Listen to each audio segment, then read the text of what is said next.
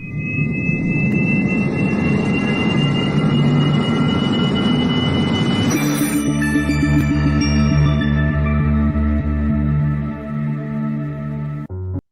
evening, everyone, and thank you for joining us on A World Awakening. I almost said Soul School. Oh my God, what a day. Don't look at the mess. Now, see, as soon as I said that, okay, see all this stuff over this shoulder? All of this has places it's got to go tomorrow. We couldn't move it to the barn or to the carport or to the Goodwill or anything because it was pouring. So it only looks like clutter. The whole last show was about decluttering our lives, but first you got to make more of a mess before you actually clean it out. So ignore all of that and look and behold our guest tonight, my friend Van. He's going to have to tell you his last name because every time I try to pronounce it, I screw it up.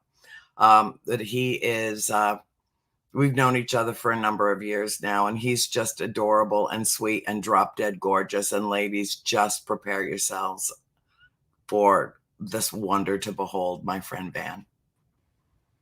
Oh my goodness. Look how cute you are. Oh my God, I could just pinch those cheeks.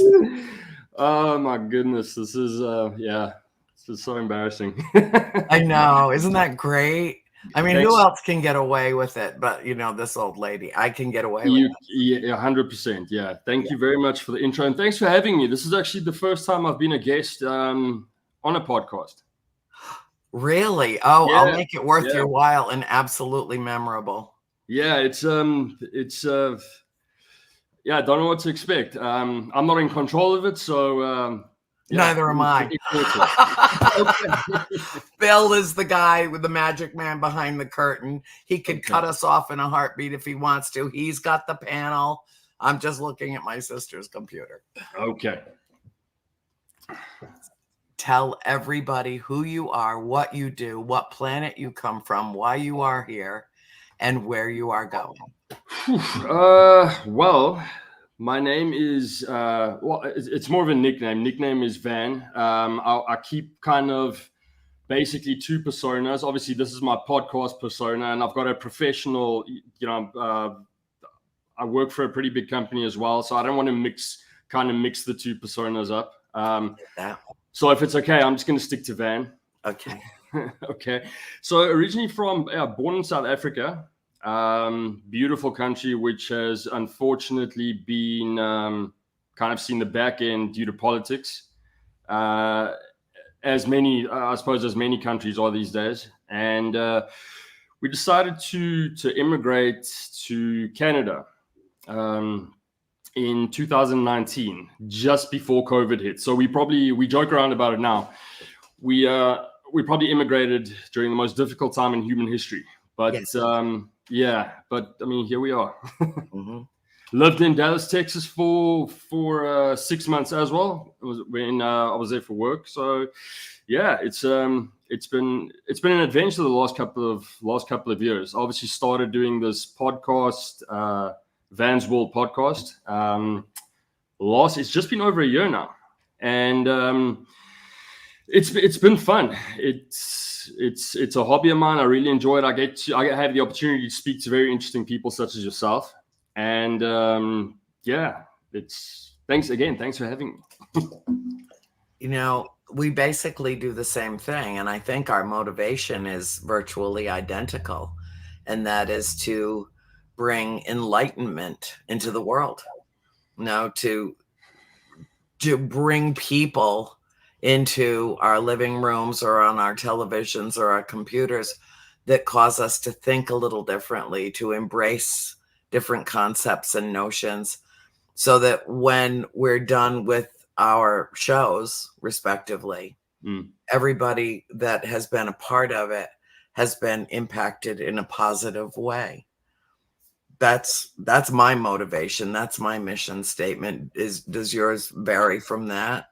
Well, yeah. Well, look, I definitely don't want to portray a wrong message on my podcast. My podcast, I basically do things that I'm interested in, which is the subjects being true crime, the paranormal, and mystery. So, yeah, definitely. I mean, with regards to the paranormal, it's such a it's kind of a realm which I don't think we understand as of yet. I don't think anyone can really 100% understand it. So Agreed. it is kind of open for debate, but it's kind of a nice distraction from all the crap that is happening in the world, with politics and all that type of stuff. And I think it's a necessary distraction, to be honest. Yeah, I think it's therapeutic, not just for us, but for the people that join us. I have a very eclectic but extraordinary group of people that are here every week, and that continues to burgeon and grow over time. Just word of mouth, I think, more than anything. And people are looking for an escape hatch. They're looking for a way to pull themselves not away from reality, because, when you're doing a show about true crime, I mean, these are real cases and paranormal events that really happened, and, that type of thing. So it's not like it's an escape from reality, but it is an alternate perspective on our larger reality. I often say that one of the things that is happening now during what I perceive to be the paradigm shift, which includes COVID, of course, was a leveling of the playing field, where everyone was susceptible, no one was immune. We were all equally afraid for our lives at the exact same time, and it shifted the vibration of the planet. And as that happens, you decide to move literally more than halfway around the world weeks before everything ground to a halt. Everything changed. And we're not going back. We're not. We are having to adjust again to our concept of the new normal. But I think what is happening is that this is a period of, like my show says, a world awakening to itself, a world that is being transformed, spiritual ascension ongoing. A lot of people either losing their minds or getting very much in tune with themselves. And it seems to be a split, it's one way or the other. There's so much that's going on, but I think that ultimately the most important thing that's going on is that we are beginning to see our old reality with new eyes. We are beginning to understand that what once was is no more, and that it's up to us to chart our course forward. So it is a very pivotal time. I perceive it to be a very pivotal time in the course of human evolution and the evolution of the planet. The Canadian people are very different. You probably noticed. I have to be careful what I say. I know, but have you made friendships? Like moving. You didn't.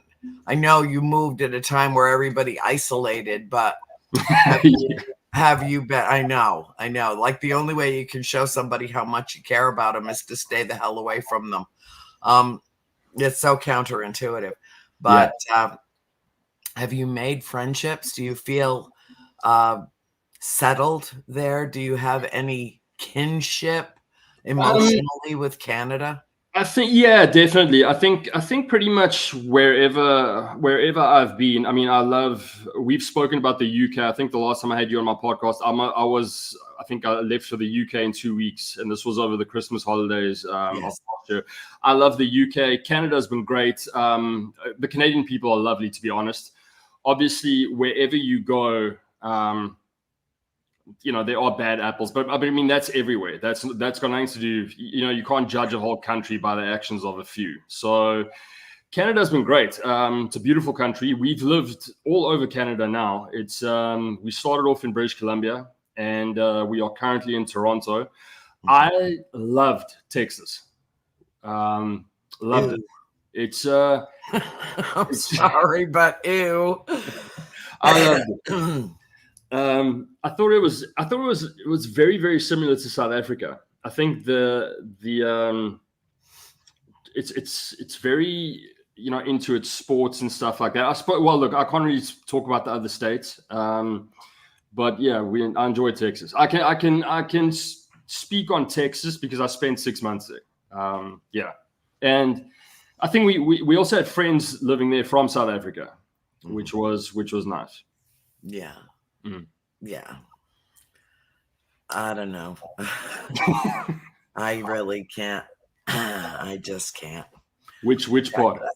Well, you know, I'll tell you honestly, I did an event there Okay. a year or two ago, and I was nervous and a little afraid for the first time ever getting on the stage, Yeah. and I found myself editing what I was saying, being careful what I was saying, not being too provocative because I was on a very big stage in an outdoor venue. Okay. And there were about 1,200 people there, and about half of them had guns. I was gonna ask, was the guns that made you nervous? Across the border, okay? They don't even want to know who you are. Here's your gun. Yeah. I have an issue with that. I'm not saying I'm anti-Second Amendment or, you know, whatever iteration people think that it means, but I was afraid. And I've never, I mean, and I had to have security guide me to the stage from the veranda of a very large antebellum mansion because people were jumping out at me, grabbing at my clothing, grabbing at my hair, leaping up in front of me to take selfies. And I couldn't get 50 yards from the veranda of the house to the stage. And when I did, and I looked out and I saw a sea of people and guns everywhere, I thought, I need to reconsider this. And I don't need to say anything so provocative or so controversial that someone needs, you know, to just, in a moment of decision, choose to wipe me off the planet because I fractured their belief system with a sentence. And I've never, ever been uncomfortable like that. And I never will be again. I will always make sure that wherever I'm lecturing, I feel safe. Where in Texas was this?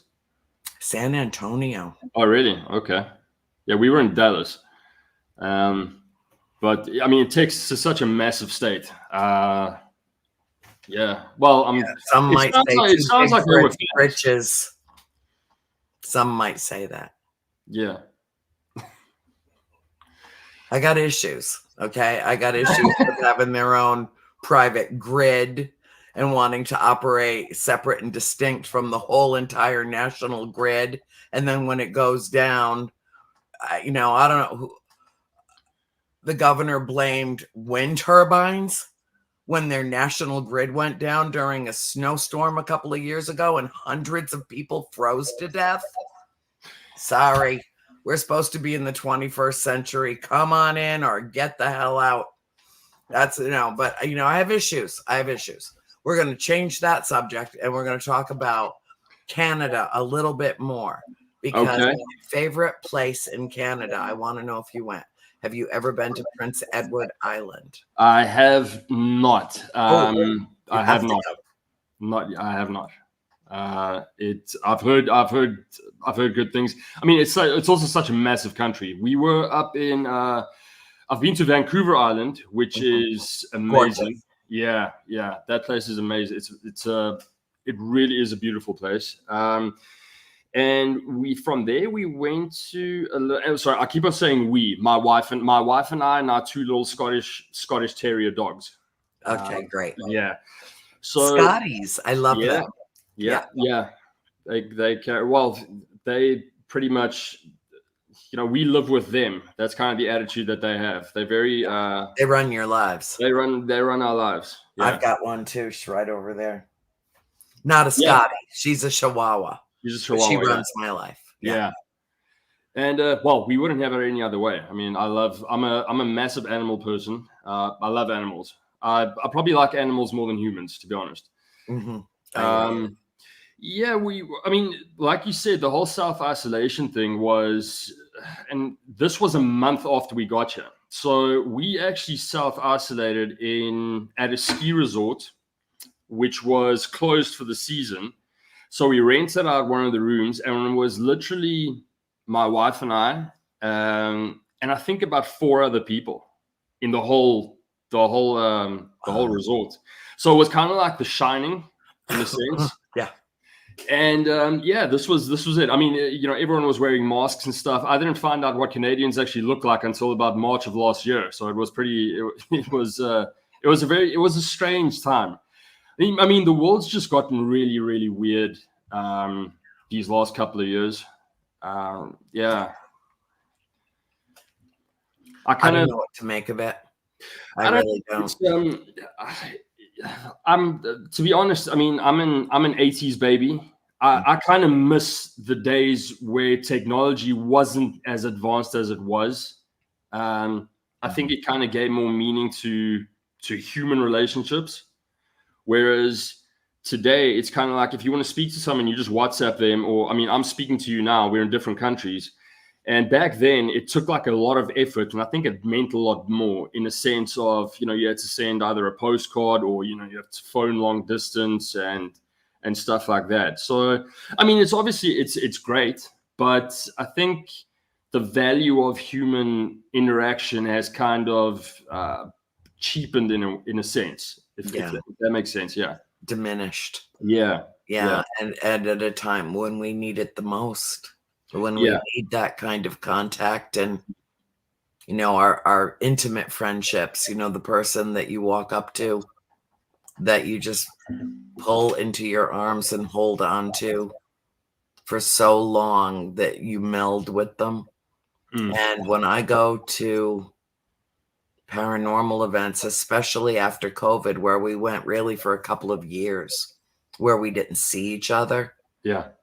The first few events that I went to once we got back out into the world, I don't know how many times I said to people, we'll never take each other for granted again. We never will. It's never going to return to that time where, I'll see you in Michigan, or I'll see you in Rhode Island, or I'll see you here, or I'll see you there.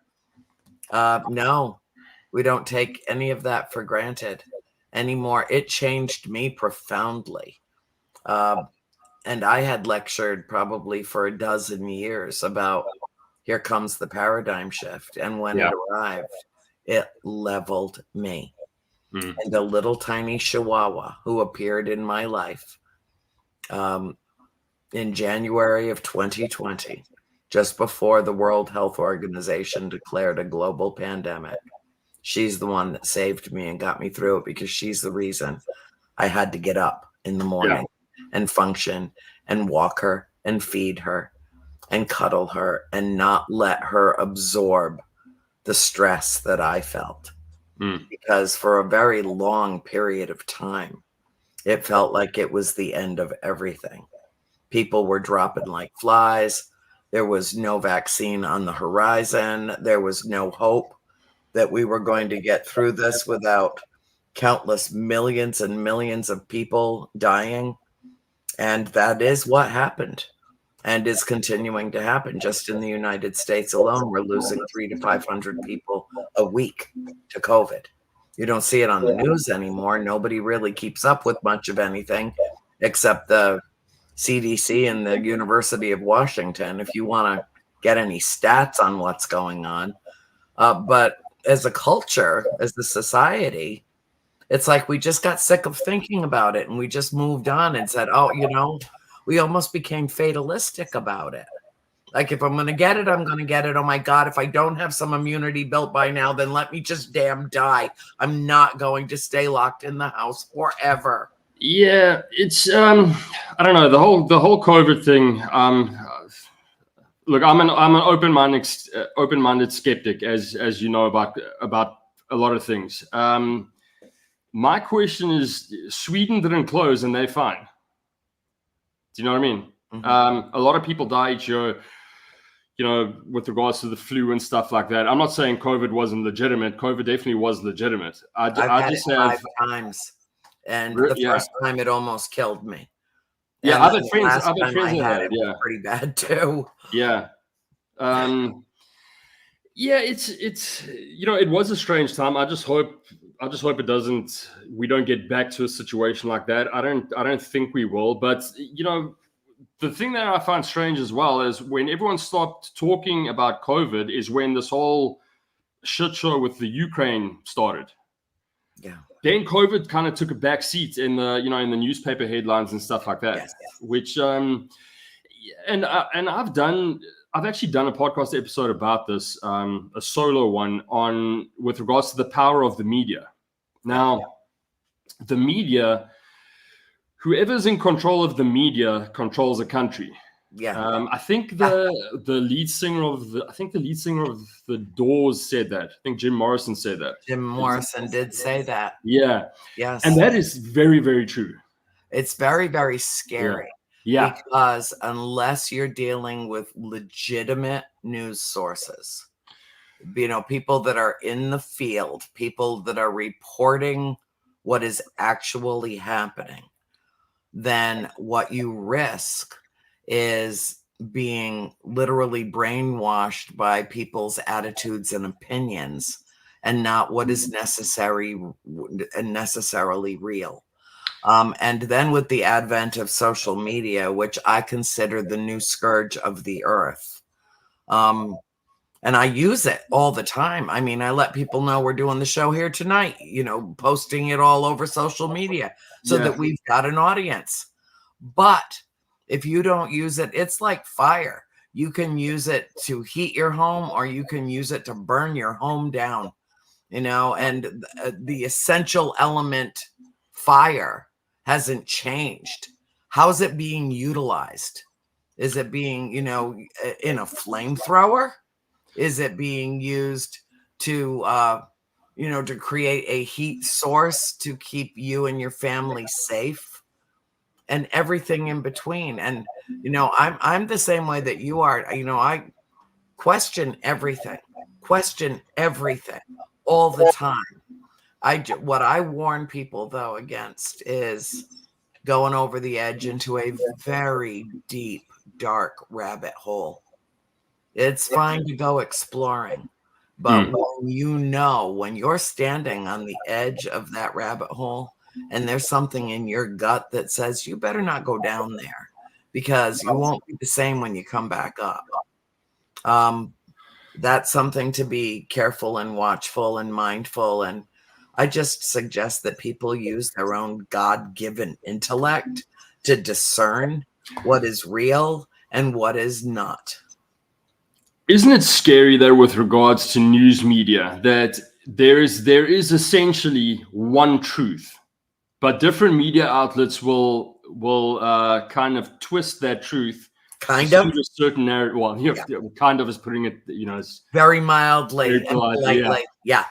And it's always got to do with some. That's why I hate politics. Politics just ruins everything to me. And yet it's the most important aspect of our lives. It is. Politics runs every single country in the world, either runs that country into the ground or lifts those people up, depending on who is in power. And in most countries in this world, the people didn't decide who was in power. And the thing is, the people in power for most countries, if not all countries, aren't in it for the good of the country. It's always got to do with some financial gain. It's always follow the money. I don't think I would paint with that broad a brush, because now what you're doing is you're drawing all the leaders of the world and throwing them into the same pot. Well, and I don't think My friend Erin says, where interest lies, honor dies. And that is something that she learned from her father. I believe that's the phrase. Okay. And, self-interest. But I do believe, I absolutely, because I know some of them well, I do believe that there are people on this planet in positions of power who are absolutely there for the right reasons and who are essentially altruistic, not doing it for themselves, doing it for the greater good. We just need a lot more of them because it is not the rule, it's the exception. That's the problem. Yeah, look, I won't say all of them, Okay. but I will say the majority of them. The majority, yes, I agree. Self-interest. Yeah. Yeah, because otherwise we'd have term limits. Otherwise, it wouldn't be a case of the fox guarding the hen house. Otherwise, there wouldn't be so much, let me cover your ass for you, but now you owe me. It's a very, very cynical business. And it is a business. Politics is an industry. Well, it is, and it's become. I think with the emergence of social media and the internet, it's just become more difficult. With because obviously there's disinformation campaigns and all kinds of stuff, and this just goes back to the whole who controls the media type thing. It's scary times, and the thing is, I think people need to be they have to be kind of open-minded, and they have to really do their research before just believing whatever's in the news. And I mean, it's this is the world we live in today. It is. Okay, but now let's hone in. I'm sorry, I have an itch. Oh God. It's winter, dry skin. What are you gonna do? I think in particular, and because I know of your interest in this, I would like to get your feedback on the information that has been coming out of different countries, but in particular from the Department of Defense in this country regarding they tried to hijack UFOs and rename it UAPs. I'm not buying any of that.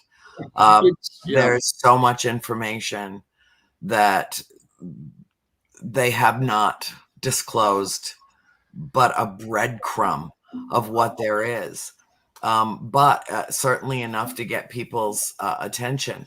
Now, what I really want to talk to you about is why you think that the only reason that there's a hearing in Washington or there's a private meeting behind closed doors, et cetera, which has been going on since 2017. That's been really happening in Washington.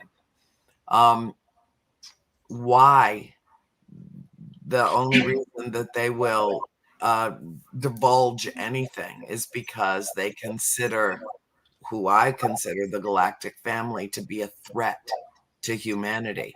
So if they can't weaponize it, if they can't militarize it, if they can't make it scary and make us fearful about what they're now divulging, which is the size of a snowflake on the tip of an iceberg as large as Antarctica. And so I still feel betrayed. I still feel lied to. And I have access to way more information just doing what I do than most people have. I know the inner workings. I know people in NASA. I know people at the Pentagon. I know people who I can't even say their names. But I know what they know because they trust me not to say their names. And we're still there in 2023, on the verge of 2024. And we're still there. So how do you interpret all of this, Van? I mean, how do you think in terms of what has been forthcoming from different countries? Canada has been more forthcoming than the United States has been. It's such anything to do with the paranormal, particularly if you talk about UFOs and stuff. First and foremost, to me, I definitely don't think we're alone in the universe. It just doesn't make sense to me that we will be. Ridiculous. Yeah, just the notion. And Really?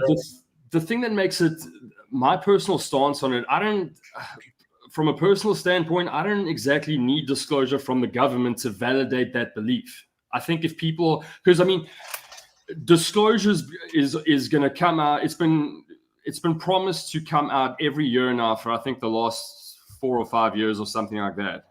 So yeah, I don't think Sorry, he needed a hug. No, baby, here you go.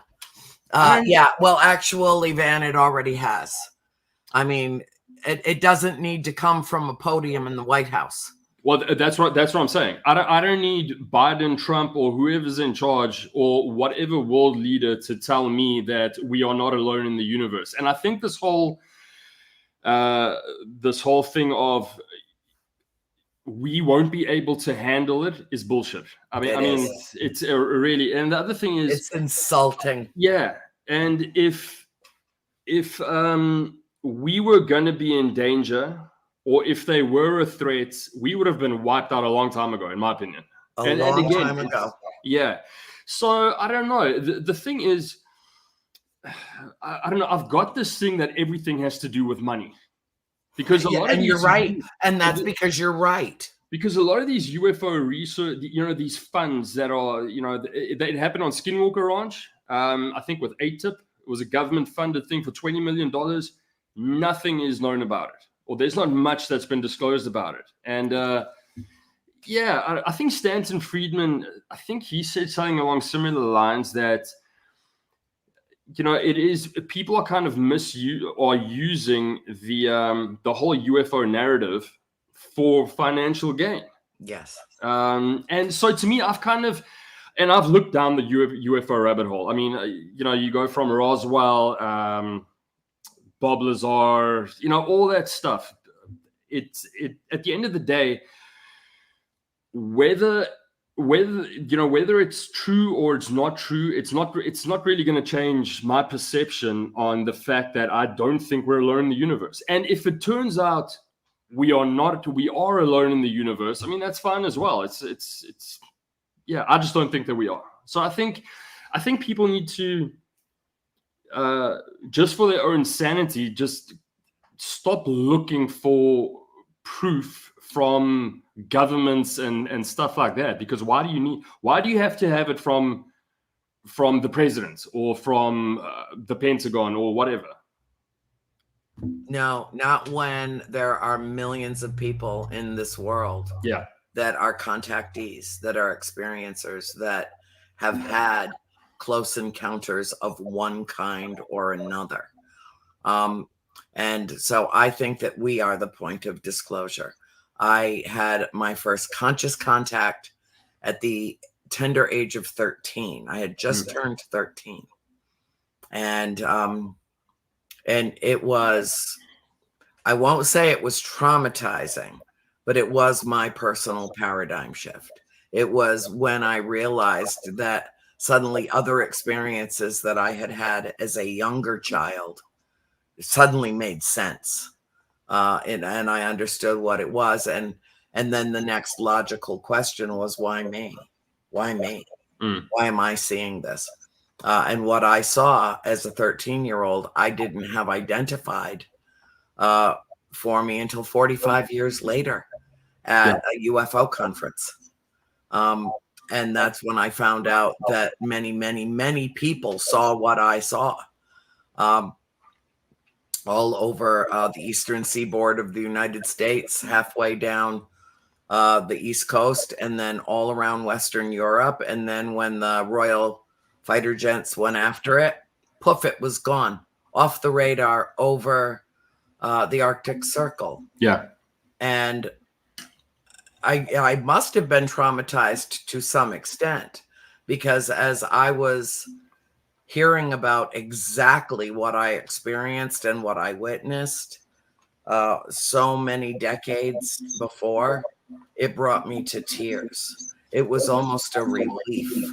Like, This was not my imagination under any circumstances. This was what it was. And don't ever question yourself about it again. And that's when I started writing about my experiences. It really kind of liberated me. It opened a door that will never ever close. And I'm perfectly content with that, Van. I am happy to be part of disclosure. Yeah. Capital D. Not, everybody's like, well, the capital D means Department of Defense. It means the White House. No, it doesn't. It means credible people with incredible stories to share. Yeah, the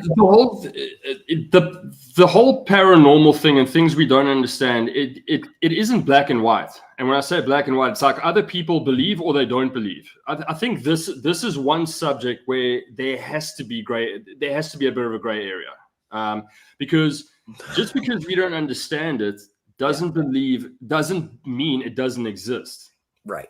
And I had a great podcast about this. Well, it was actually a podcast about, I mean, there's so much drama going on now in the paranormal community with this whole Conjuring House thing that just happened with Sam and Colby and Cody and Satori. We spoke about it the other day. Yeah. And to me, it's kind of like, well, regardless whether it is, done for entertainment or whether or not it's true, or, at the end of the day, people shouldn't seek validation from a YouTube video or a YouTube please series. Spare me. Yeah. And by the way, I have known Cody and Satori since they were little kids. Yeah. And everything that they do is real. And anyone that questions their veracity or questions their abilities doesn't have a clue about what they're talking about. And I just dismiss it out of hand. I know them both very, very well. And I have been privy to many of their sessions, not one or two, but many of them. I've seen everything that they've done in person. And, honestly, Van, question anything you want, but don't question Cody and Satori. They're the real deal. I think and with all due respect, I don't know Cody and Satori. The first time I heard their names was like 2 days, or about 2 weeks ago. I've never heard of them. And I think my perspective on it is, I'm going to I'm not going to say they are fake or they're not fake or whatever. But if I don't see things for myself, I'm going to be a little bit on the fence. I'm not saying that's fine. Then I will introduce you to them, and you will be blown away. Blown away. We'll get you to that farmhouse. We'll introduce you to them. Yeah, listen, I have to go to that farmhouse. Yes, no, you really do. Bill has a question for you, and he wants to put it up on this. Oh, all in caps. That means he's screaming at us. Oh, okay. Being from South Africa, what do you think about the Zimbabwe case of the school children? Do you know what? To be honest, I still want to do a video about that because that is very interesting. That is a very interesting case. How much do you know of it, Andrea? Not enough. So, as I understand, if I'm, I hope I'm getting this right. I can't remember exactly when this happened, if it was in the 80s or 90s, but I think it was in the late 80s. I'm pretty sure. It was. I think it was kind of like a rural school in Zimbabwe, and all these kids saw basically this UFO land with aliens, and every single one of them drew the exact same thing. Right. Which was, now the thing that stumps me about that is why? If this was, because the first thing I always go to is, okay, if it's a hoax, why would it be a hoax? But in this thing, in this case, it doesn't make sense. I couldn't see, I haven't delved into it deep enough. But I can't see the financial gain in something like that. There was none. Yeah. There was none. Just like the girls at Fatima. There was no gain for them. Yeah. Saying that they saw the vision of the Virgin Mary and that she spoke with them. There was no gain for them. All that it could do is cause aspersions to be cast upon them. These kids had nothing to gain, but they also were so young they had nothing to lose by simply telling the truth.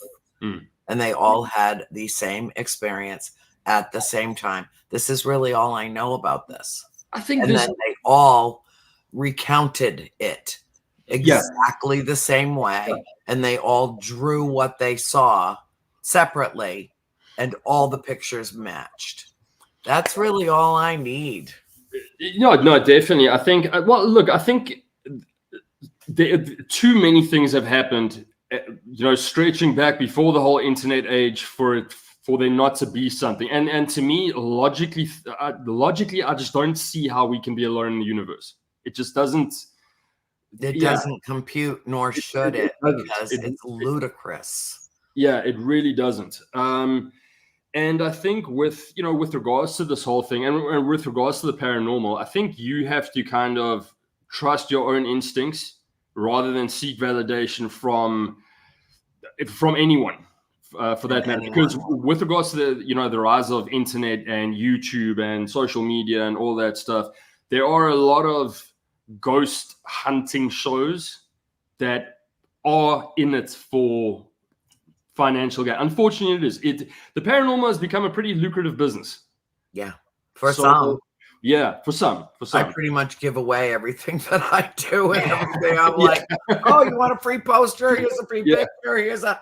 I only sell my books because I have to. Yeah, no, look, not a roof over my head, but if I was in a position to give the books away, I would do that too. Because for me, it's not about the money at all; it's about the message. No, 100%. Look, I'll die a pauper. I just don't. Not that impressed, but I agree with you. There is a common denominator in all things. Yeah. And the more I look at the world at large in every aspect, I mean, geopolitically, exopolitically, environmentally, and in every aspect of life on this planet, someone is exploiting someone else somewhere for their own gain. And the thing is, and they're able to do that because people, or us as humans in general, want closure. Mm-hmm. It's like a magnet. We have to have closure, like yesterday. Yeah. So if someone can give undeniable proof of whatever, then there are people that'll be drawn to that, and that'll tend to believe that because it kind of fits a narrative. It kind of fills a void in their lives. Yeah. And I think people should just kind of, look at things logically. The paranormal is, again, just because people don't understand it doesn't mean it doesn't exist. Right. So I definitely think there's a spiritual realm. I don't think it's understood fully, but I won't cover the subject on my podcast if I wasn't genuinely fascinated by it. And I am. But unfortunately, with the internet age, there is just so much more bullshit to filter through. Mm-hmm. If you can, yeah. But unfortunately, fear has been turned into a fungible commodity, and I get a lot of grief. Well, not a lot, because I pretty much ignore the bastards. But come here, baby. Come on up here. Oh, I have to introduce you to the Princess Peanut Butter Cup. This is my baby. Oh, my God. Look at this beautiful dog. This is the center of my universe, man. This is her. This is my baby dog. She's my baby. Do you have any of your dogs with you in your office? I can.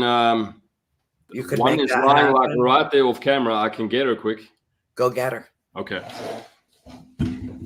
Peanut butter. Oh, my peanut butter. Oh, my God. You don't lick the lip lard off. Don't lick my lip lard.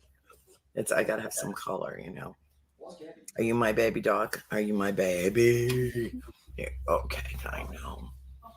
She came over to see me. Hi, Bill. Are you admiring the Princess Peanut Butter Cup? Are you? Look at that dog. Look at my God. Look at that doggy. Peanut, look at that beautiful doggy. Oh, my God. We are quite sure quite sure. Don't be jealous, Sammy. Don't be jealous. We are quite sure that dogs are better than people. Yeah. Want to see mine? Quite sure of it. Watch this. He's upside down on the recliner over there. Look at him. Oh my gosh. Anyway, great show to both of you. I mean, very interesting. So I'm going to let you guys keep going because we got about 8 minutes. 8 minutes. Okay, we have 8 minutes left, Van. Tear it up. I just promised one of my subscribers that I would ask you this question. Okay. Flipping the table on me now, huh? Yeah.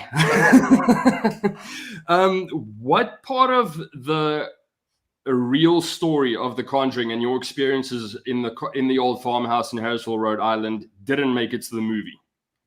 95% of the real story didn't make it into the movie. About 5% of the story is absolutely accurate. And the rest of it was conjured in the minds of a couple of screenwriters that desperately wanted to tell the true story. And every time they tried to integrate some of my books into that screenplay, the 3-piece suit wearing fear-based carbon units at Warner Brothers sent the script back and said, redact it, delete it, take it out. This will run people right out of the theaters. What's the point of spending multi-millions of dollars making a film that nobody stays to watch because they're terrified? And you know what? I don't think of our story as a horror story at all.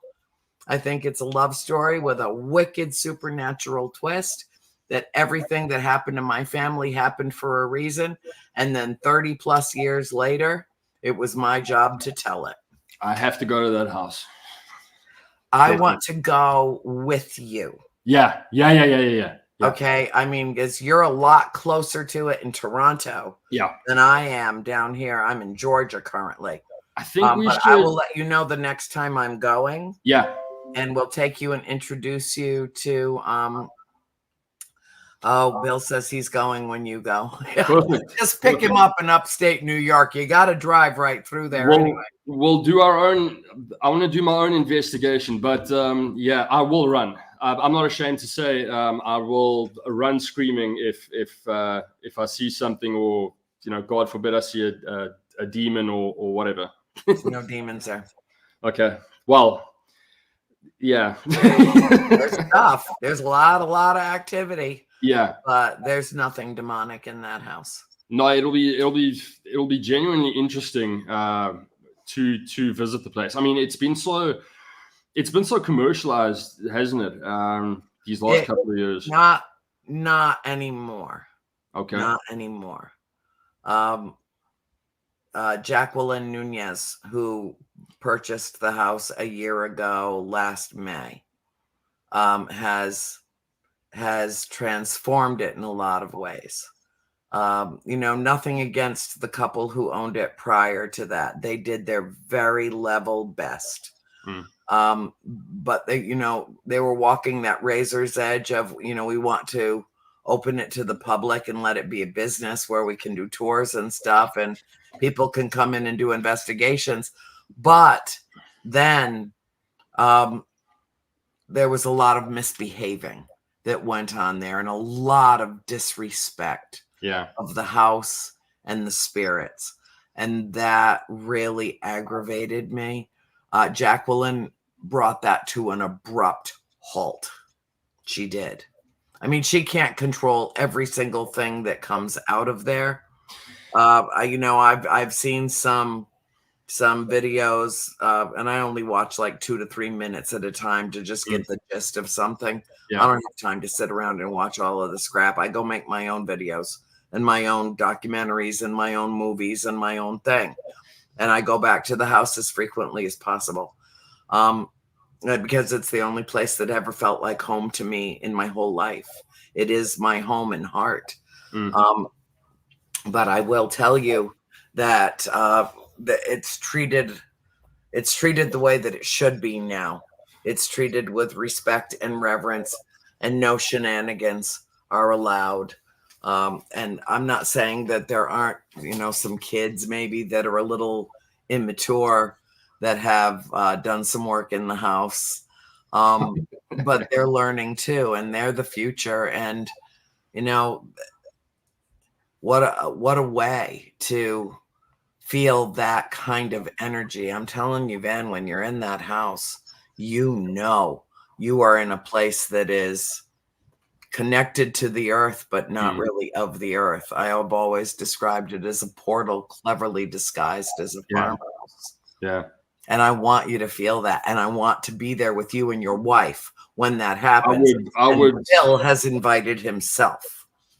Just pick him up on the way. Yeah, that's fine. That's fine. My wife can be possessed sometimes in any case, but you know, it is what it is. I'm going to be in such now trouble. She doesn't get to see this episode of A World Awakening, does she? I'm going to be in so much trouble now, but yeah, it's fine.